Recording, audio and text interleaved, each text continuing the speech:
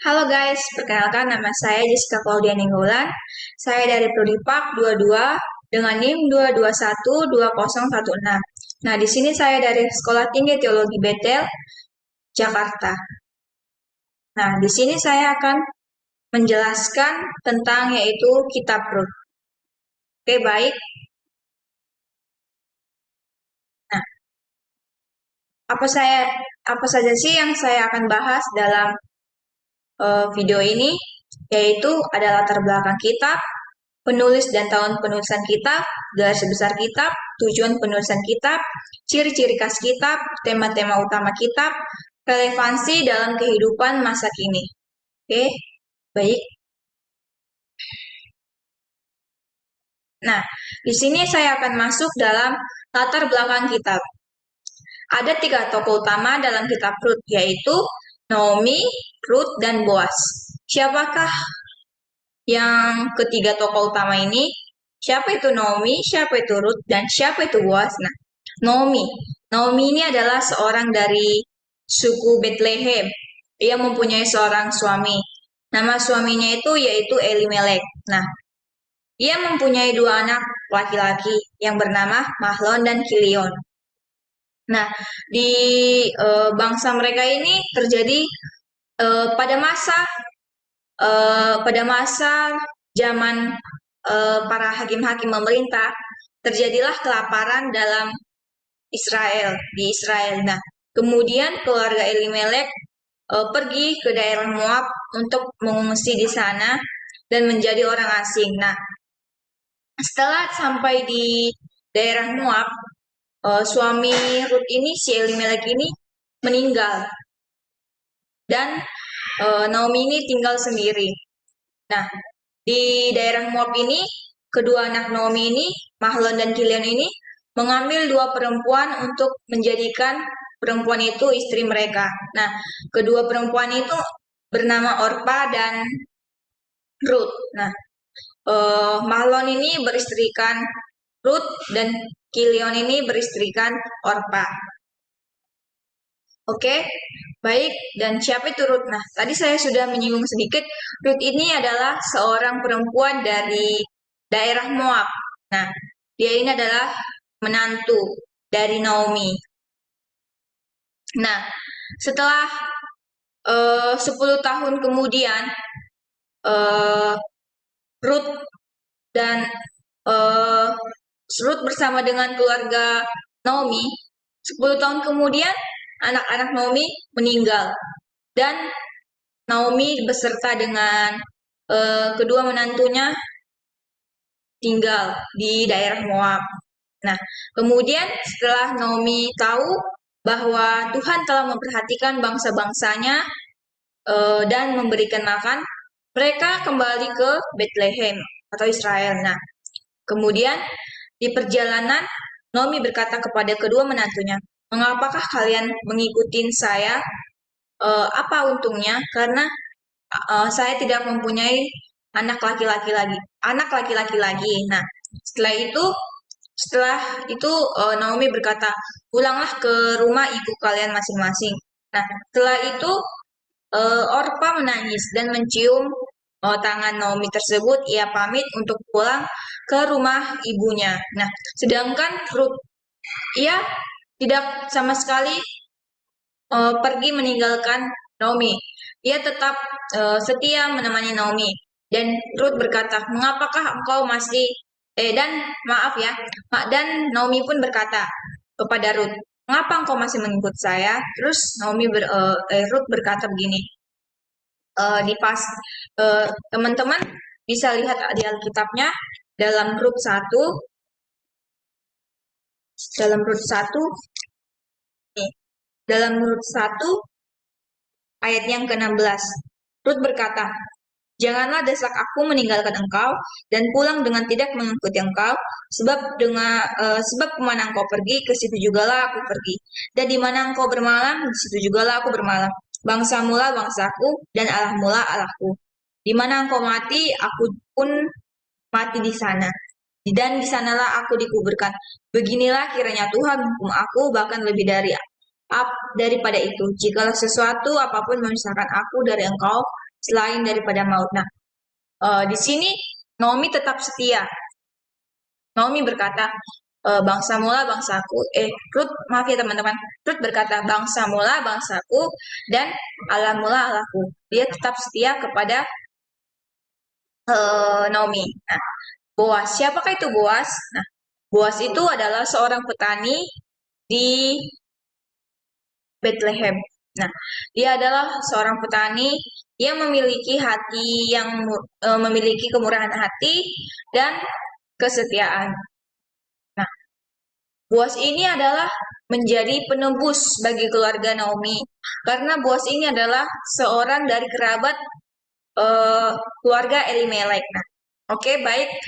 Poin yang kedua yaitu tiap-tiap pasal diawali dengan Naomi dan Ruth yang membuat rencana untuk masa depan mereka. Nah, di dalam setiap pasal di dalam kitab Ruth ini diawali dengan rencana untuk masa depan mereka. Nah, oke, baik. Poin yang ketiga, tiap-tiap pasal ditutup dengan Naomi dan Ruth yang bersukacita atas apa yang terjadi. Nah, setiap pasal dalam kitab Ruth itu ditutup dengan Naomi dan Ruth yang bersukacita atas apa yang terjadi. Oke, baik. Nah, kapan sih dan siapa sih penulis dari kitab Ruth tersebut? Nah, penulis dan tahun penulisan kitab. Penulis kitab Ruth sebenarnya tidak diketahui. Tapi menurut tradisi orang Yahudi, penulis dari kitab Ruth adalah Samuel. Nah, kitab Ruth ditulis pada masa pembuangan sekitar tahun 1001 sampai 931 sebelum Masehi. Oke, baik. Selanjutnya, garis besar kitab. Nah, garis besar kitab pengungsian. Yang pertama itu ada pengungsian dan tragedi keluarga Elimelek, yaitu terdapat pada pasal 1 ayat 1 sampai 5. Nah, ketika keluarga Naomi itu pergi ke Bethlehem, mereka mengungsi di daerah Moab dan mereka menjadi bangsa asing. Nah, ada tragedi keluarga Elimelek, yaitu setelah keluarga Elimelek sampai di daerah Moab, Elimelek meninggal dunia. Nah, 10 tahun kemudian pun kedua anak Naomi, Mahlon dan Kilion pun meninggal. Nah, itulah tragedi keluarga Elimelek yang terjadi pada pasal 1 ayat 1 sampai 5. Nah, poin yang kedua, Naomi dan Ruth kembali ke Bethlehem, yaitu terdapat dalam pasal 1 ayat 6 sampai 22. Nah, ketika kan Naomi ini pergi ke daerah Moab karena terjadi kelaparan di bangsa mereka. Nah, ketika Naomi mendengar bahwa Tuhan itu telah melihat bangsa-bangsanya dan memberi makan kepada bangsa-bangsanya. Nah, Naomi uh, kembali. Naomi niat kembali untuk ke Bethlehem. Nah, di situ kedua anaknya sudah meninggal dan suaminya meninggal. Nah, dia tinggal bersama menantunya yaitu Ruth. Sedangkan menantunya yang satu Orpa. Orpa telah pulang ke rumah ibunya.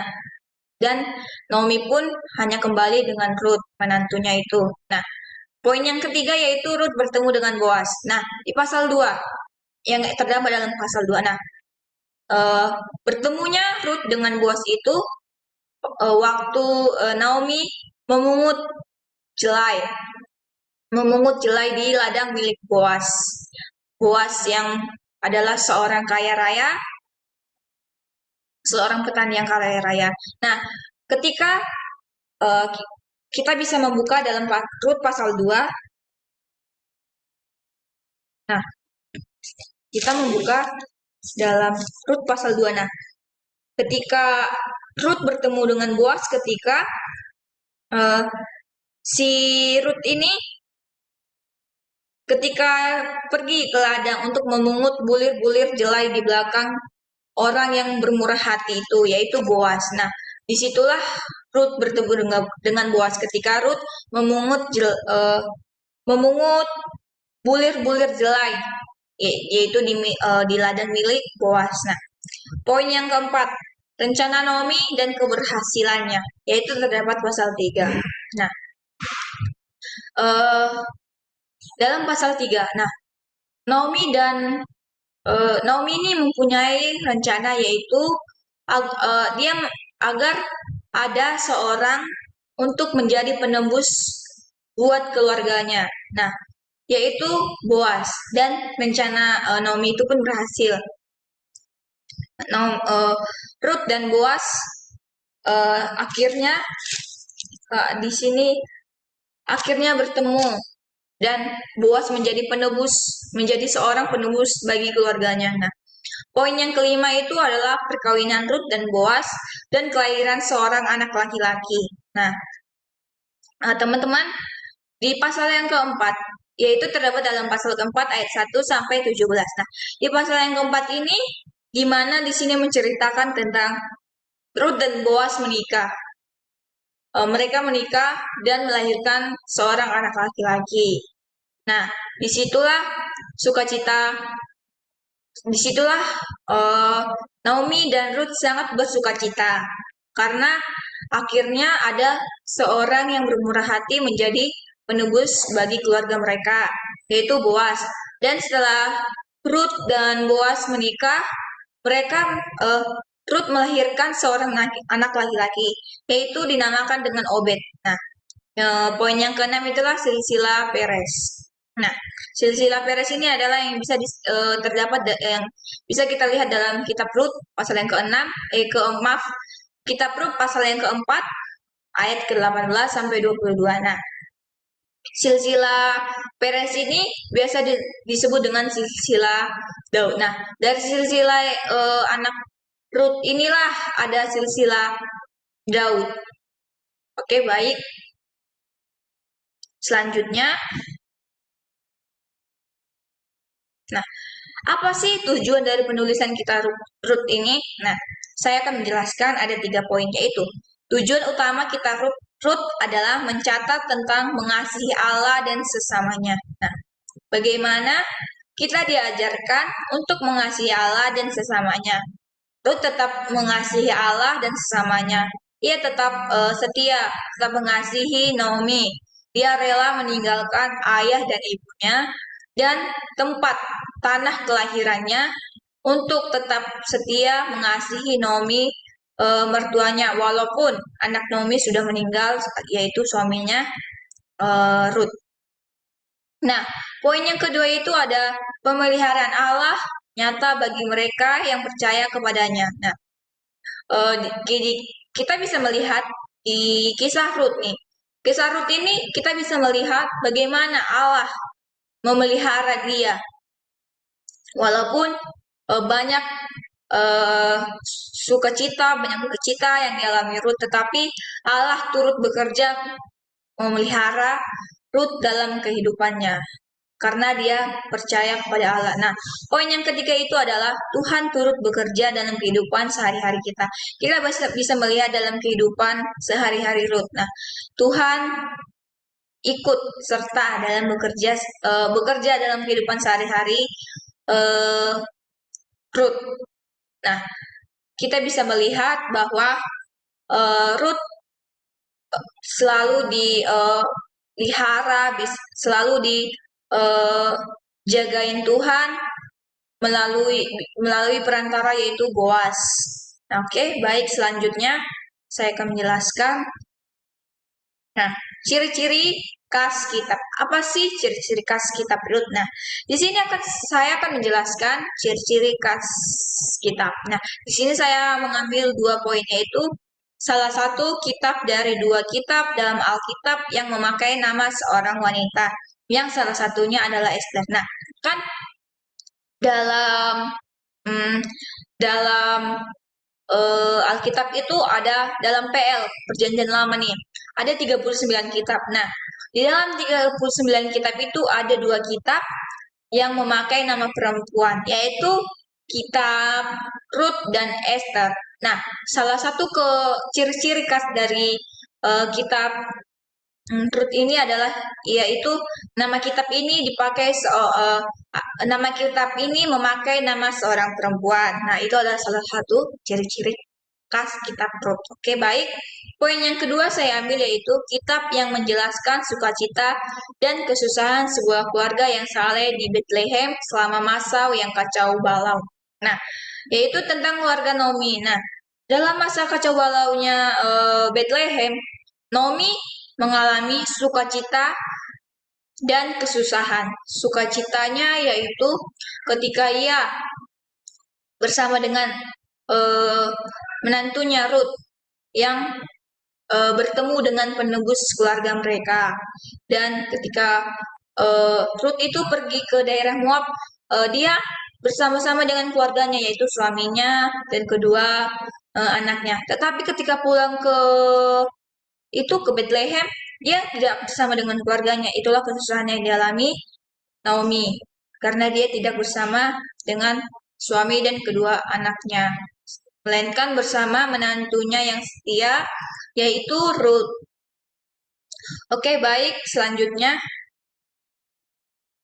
Nah, tema-tema utama kita yaitu ada 2 poin, yaitu penebus yang masih kerabat dekat dan Hesed. Nah, apa sih penebus yang masih kerabat dekat? Artinya itu, jika seseorang mati tanpa mempunyai seorang anak laki-laki, saudaranya wajib untuk memperanakan seorang laki-laki melalui jandanya. Nah, seperti Ruth. Ruth itu kan seorang janda. Nah, sedangkan Boas ini adalah kerabatnya, uh, sanak dari saudara Elimelek. Nah, dia itu masih kerabat dari keluarga Elimelek. Nah, jadi Boas inilah yang menjadi penebus uh, bagi keluarga Naomi. Oke, baik, Hesed. Nah, Hesed ini adalah berbicara tentang murahan, kesetiaan, kasih setia, kebaikan, dan lain sebagainya. Nah, dalam kitab Rut ini berbicara tentang kemurahan. Kita bisa melihat dari tokoh yaitu Boas, memiliki kemurahan, kasih setia, kebaikan, dan lain sebagainya. Oke, baik. Selanjutnya, nah, oke, kita masuk dalam poin yang terakhir yaitu relevansi dalam kehidupan masa kini. Adakah pembelajaran yang bisa kita petik dalam kitab Rut tersebut? Nah, ada yang saya mengambil 3 poin dalam kitab Rut, yaitu setia kepada Allah, bijaksana, berkarakter mulia. Nah, kita bisa melihat Rut, dia itu walaupun dia mengalami yang namanya ditinggalkan suami atau suaminya meninggal dunia yaitu Mahlon, tetapi dia tetap setia kepada Allah. Nah, dia itu adalah uh, seorang wanita yang bijaksana dan memiliki karakter mulia.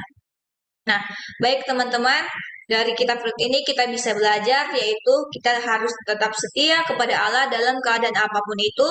Kita sebagai wanita haruslah kita bijaksana dalam mengambil keputusan dan kita haruslah sebagai wanita itu memiliki karakter yang mulia. Nah, oke, baik teman-teman, hanya ini yang bisa saya paparkan, yang saya bagikan tentang kitab Rut. Terima kasih, Tuhan Yesus memberkati.